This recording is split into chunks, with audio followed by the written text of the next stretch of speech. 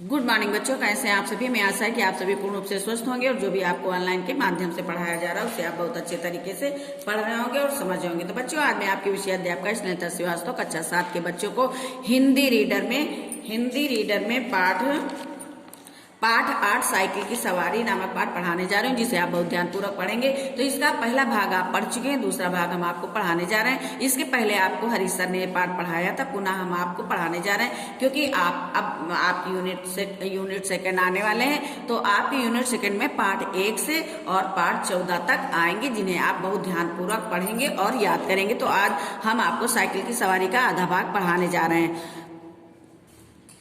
साहब भी आ गए, हम भगवान का नाम लेकर लॉरेंस बाग की ओर चले, लेकिन अभी घर से निकले ही थे कि बिल्ली रास्ता काट गई और लड़के ने छींक दिया। क्या कहें, हमें कितना क्रोध आया उस नामुराद बिल्ली पर और उस शैतान लड़के पर, मगर क्या करते, दांत पीस कर रह गए। एक बार फिर भगवान का नाम लिया और आगे बढ़े, पर बाजार में पहुंचकर देखा कि हर आदमी जो हमारी तरफ देखता है मुस्कुराता है। अब हम हैरान थे कि बात क्या है। सहसा हमने देखा कि जल्दी और घबराहट में पजामा और अचकन दोनों उल्टे पहन लिए और लोग इसी पर हंस रहे हैं। सिर मुड़ाते ही ओले पड़े। अब लेखक जो है अपने उस्ताद के साथ जाता है लॉरेंस बाग की ओर। अब घर से निकलते ही क्या होता है, बिल्ली रास्ता काट जाती है और एक लड़का छींक देता है। तो लेखक को बहुत क्रोध आता है और वो कहता है कि जैसे ही हम निकले वैसे ही इन दोनों को जो है छींकना था और बिल्ली को रास्ता काटना था। अब जैसे ही वो बाजार में पहुंचते हैं तो लोग उनको देखकर हंसते हैं। क्यों हंसते हैं? क्योंकि लेखक जल्दबाजी में, साइकिल सीखने की जल्दबाजी में अचकन और पाजामा दोनों उल्टा पहन लिया था। तो वो कहता है कि सिर मुड़ाते ही ओले पड़े, यानी जैसे ही हमने काम शुरू किया वैसे ही परेशानी आने शुरू हो गई। हमने उस्ताद से माफी मांगी और घर लौट आए। अब लेखक जाता नहीं है, साइकिल सीखने नहीं जाता है और लौट आता। दूसरे दिन फिर निकले। रास्ते में उस्ताद साहब बोले, मैं एक गिलास लस्सी पी लूं, आप जरा साइकिल को थामिए। उस्ताद साहब लस्सी पीने लगे तो हमने साइकिल के पुर्जे की ऊपर नीचे से परीक्षा शुरू कर दी। फिर कुछ जी में आया तो उसका पैडल पकड़कर जरा चलने लगे, मगर 2 ही कदम गए होंगे कि ऐसा मालूम हुआ जैसे साइकिल हमारे सीने पर चढ़ी आती है। दूसरे ही क्षण साइकिल पूरे जोश से हमारे पांव पर गिर गई और हमारी राम दुहाई बाजार के एक सिरे से दूसरे सिरे तक गूंजने लगी। उस्ताद लस्सी छोड़कर दौड़े आए और दयावान होकर जमा हो गए। सबने मिलकर हमारा पांव साइकिल से निकाला। पूछा, चोट तो नहीं आई? जरा 2-4 कदम चलिए, नहीं तो लहू जम जाएगा। अब जैसे ही लेखक लस्सी पीने चला जाता है, जैसे ही उस्ताद लस्सी पीने जाता है तो लेखक क्या करता है, साइकिल के पुर्जे देखता है और देखने के बाद सोचता है कि लाओ इसकी थोड़ा से पैडल नीचे ऊपर कर दें। वैसे ही साइकिल गिर जाती है और लेखक लहूलुहान हो जाता है। इस तरह दूसरे दिन हम और हमारी साइकिल दोनों घर से थोड़ी दूर पर ही जख्मी हो गए। हम लंगड़ाते घर लौट आए और साइकिल ठीक होने के लिए मिस्त्री की दुकान पर भेज दी गई।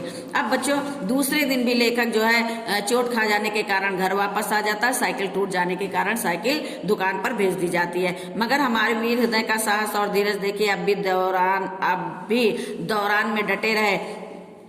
कई बार गिरे, कई बार शहीद हुए, घुटने तुड़वाए, कपड़े फटवाए, पर क्या मजाल जो भी छूट जाए। 8-9 दिन में साइकिल चलाना सीख गए थे, लेकिन अभी उस पर चढ़ना नहीं आता था। कोई परोपकारी पुरुष सहारा देकर चढ़ा देता तो फिर लिए जाते थे। हमारे आनंद की कोई सीमा न थी। सोचते थे मार लिया मैदान, हमने 2-4 दिन में पूरे मास्टर बन जाएंगे। इसके बाद प्रोफेसर, फिर ट्रेनिंग कॉलेज और 300-400 रुपए मासिक। तिवारी जी देखेंगे तो ईर्ष्या से जलेंगे। अब साइकिल चलाना तो सीख गया लेखक, लेकिन चढ़ना नहीं आता था उसे। कोई चढ़ा देता था तो वो चढ़ के और चला जाता था और फिर उतर जाता था। तो इस प्रकार अब लेखक सोचने लगा कि साइकिल, अब बहुत प्रसन्न होता है कि साइकिल सीखना हमने सीख लिया और मैदान मार लिया है, यानी कि अब हम जंग जीत गए हैं। 2-4 दिन में हम मास्टर बन जाएंगे, उसके बाद फिर हम प्रोफेसर बन जाएंगे और फिर हम साइकिल सिखाने की ट्रेनिंग कराने लगेंगे। एक स्कूल खोल देंगे, 2-400 रुपए मासिक आने लगेंगे और तिवारी जी देखेंगे तो उनको ईर्ष्या होगी। उस दिन उस्ताद ने हमें साइकिल पर चढ़ा दिया और सड़क पर छोड़ दिया कि ले जाओ, अब तुम सीख गए। अब एक दिन ऐसा भी आया कि उस्ताद ने साइकिल पर उसको, लेखक को चढ़ा दिया और छोड़ दिया और कहा तुम साइकिल सीख गए हो, ले जाओ। अब हम साइकिल चला रहे थे।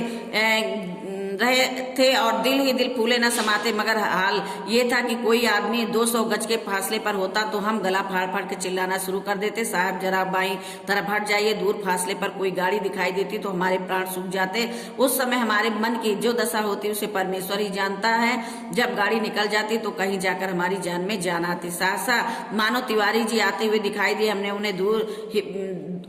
उन्हें भी दूर से ही अल्टीमेटम दे दिया कि तिवारी जी बाईं तरफ हो जाओ वरना साइकिल तुम्हारे ऊपर चढ़ा देंगे।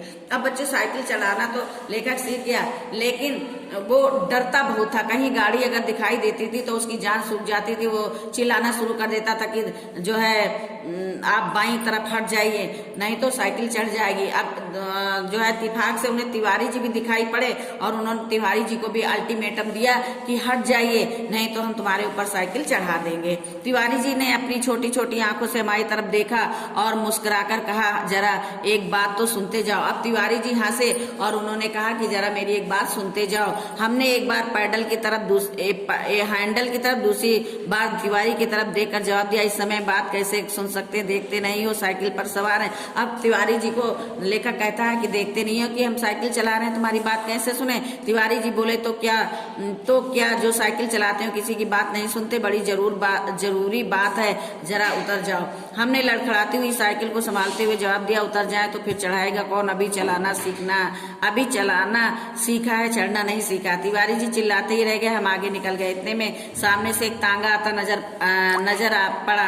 हमने उसे भी दूर से डांट दिया, बाई तरफ भाई, अभी नए चलाने वाले हैं। तांगा बाई तरफ हो गया। हम अपने रास्ते पर चले जा रहे थे, एकाएक पता नहीं घोड़ा भड़क गया उठा या तांगे वाले को शरारत सूझी, जो भी हो तांगा हमारे सामने आ गया। हमारे हाथ पांव फूल गए। जरा सा हैंडल घुमा देते तो हम दूसरी तरफ निकल जाते, मगर बुरा समय आता है तो बुद्धि पहले ही भ्रष्ट हो जाती है। उस समय हमें ख्याल ही ना आया कि हैंडल घुमाया भी जा सकता है। फिर क्या था, हम और हमारी साइकिल दोनों ही तांगे के नीचे आ गए और हम बेहोश हो गए। जब हम होश में आए तब हम अपने घर में थे और हमारी देह पर कितनी पट्टियां बंधी थी। हमें होश में देखकर श्रीमती जी ने कहा, क्यों, अब क्या हाल है। मैं कहती ना थी साइकिल चलाना ना सीखो। उस समय तो किसी की सुनते ही ना थे।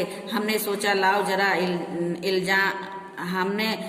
लाओ सारा इल्जाम तिवारी जी पर लगा दें और आप साफ बच जाए। बोले ये सब तिवारी जी की शरारत है।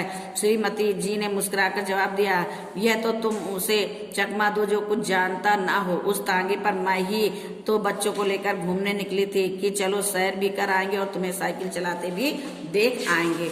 तो बच्चों इस प्रकार जो है तिवारी जी साइकिल चलाते हैं, वो लेखक साइकिल चलाते हैं और चलाते चलाते उनके सामने एक तांगा आ जाता है। और तांगा पर कौन होता है, उनकी श्रीमती जी अपने बच्चों को लेकर घुमाने निकली थी और देखते ही देखते तिवारी जी तांगे के नीचे आ जाते हैं। बहुत चोट लग जाती है और उस तांगे पर उनकी श्रीमती जी ही होती, उनकी पत्नी होती हैं, तो इसलिए उनको लेकर के वो जाती हैं और लेकर अपने घर जाती हैं और फिर उनका वहाँ पे दवा इलाज होता है। और जब लेखक की आंखें खुलती हैं तो अपने को अपने घर में देखता है और सामने अपनी पत्नी को देखता है। उनकी पत्नी पूछती है कि अब तबीयत कैसी है, तो अब जो है लेखक सकपटा जाते हैं और कहते हैं कि सब तिवारी जी की गलती है। तो पत्नी उनकी कहती है कि भाई ऐसा नहीं है, उस तांगे पे मैं ही थी, वो चकमा उसे दो, उसे पढ़ाओ जो कुछ जानता ना हो। हमने निरुत्तर होकर आंखें बंद कर ली। उस दिन के बाद फिर हमने साइकिल को हाथ नहीं लगाया। अब लेखक निरुत्तर हो गया। जब श्रीमती जी कहती है कि उस तांगे पर मैं ही थी, तो वो फिर उनके मुंह से कोई उत्तर नहीं निकलता है और फिर वो कभी साइकिल को हाथ नहीं लगाते हैं। तो इस प्रकार बच्चों लेखक साइकिल चलाना सीखता है और कैसे कैसे उसके साथ दुर्घटनाएं होती हैं और फिर वो साइकिल नहीं चला पाता है। आइए हम आपको इस पाठ के शब्दार्थ बताते हैं। प्रारब्ध माने भाग्य, लज्जा माने शर्म, घृणा माने नफरत, फिसड्डी माने नालायक, सबसे पीछे रह जाने वाला, यत्न माने कोशिश, उस्ताद माने सीखने वाला, सिखाने वाला, गुरु, बेबसी माने लाचारी, आमदनी माने कमाई, पेशगी माने अग्रिम धनराशि, एडवांस, अल्टीमेटम माने चेतावनी, इल्जाम माने आरोप, निरुत्तर होना माने कोई उत्तर ना सूझना। तो आइए हम आपको मौखिक बताते हैं। लेखक के दिल में क्या ख्याल आया साइकिल चलाने का, लेखक ने अपनी पत्नी को साइकिल सीखने का क्या कारण बताया, तांगे से आने जाने का खर्च अधिक तारंगी से आने जाने का खर्च बचेगा। साइकिल चलाते समय यदि रास्ते में कोई आता तो लेखक की क्या दशा होती, उसके प्राण सूख जाते थे। साइकिल चलाते समय तिवारी जी लेखक को क्यों रोक रहे थे, कुछ बताने के लिए। लेखक किस पर इल्जाम लगाना चाहता था, तिवारी जी पर। आइए अब हम आपको बताते हैं उचित विकल्प पर सही का चिन्ह लगाइए। आप जो है पाठ 1 से पाठ 14 तक के सारे बहुविकल्पी याद कर डालिए। कम से कम आपके बहुविकल्पी 6 आएंगे। पाठ 1 से और 14 तक में 6 बहुविकल्पी आएंगे। सारे बहुविकल्पियों को आप याद करेंगे। फिर इसके बाद है यहाँ पे बहुविकल्पी आप याद करेंगे और जो प्रश्न उत्तर हैं ये हम आपको PDF के माध्यम से जो है लिखवा चुके हैं और आप तक PDF भी पहुंच गया होगा। हमें आशा कि आपने उतने प्रश्न उत्तर भी याद कर लिए होंगे। आइए यहाँ पे हम आपको बताते हैं मुहावरों से रिक्त स्थान भरना। नौकर मालिक को भाग गया चकमा देकर। यहाँ पे मुहावरे लिखे हुए, मुहावरों को छांट करके यहाँ पे आपको भरना है। परीक्षा में प्रथम स्थान प्राप्त करने पर मैं फूले न समाया। गरीब भिखारी को सर्दी में ठुठुरते देखकर मेरा दिल पसीज गया। बेटे को गले लगाते ही बूढ़ी माँ का गला भर आया। आतंकवादियों को देखते ही मेरे प्राण सूख गए। फिर है पड़ोसी हमारे नए घर की साज सज्जा आंखें मलमल रहे थे। पड़ोसी हमारे नए घर की साज सज्जा देखकर आंखें मलमल रहे थे। बाढ़ में सारी फसल बह गई, किसान खाली हाथ रह गया। ये तो है रिक्त स्थान, आपको मुहावरों से भरना है। फिर इसके बाद आपके भिन्नार्थक हैं। ये भिन्नार्थक हैं। भिन्नार्थक में क्या लिखा है, नीचे लिखे श्रुति सम भिन्नार्थक शब्दों के अर्थ लिखे। प्राण, सबूत, प्रणाम, नमस्कार।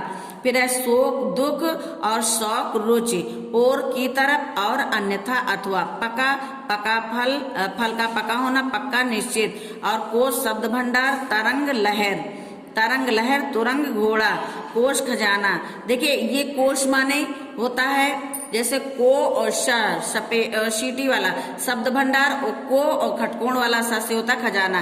तांगा माने घोड़ा गाड़ी और तागा माने धागा। कृपण माने कंजूस और कृपाण माने तलवार। तो बच्चों इस प्रकार आपका पाठ 8 साइकिल की सवारी समाप्त होता है। धन्यवाद।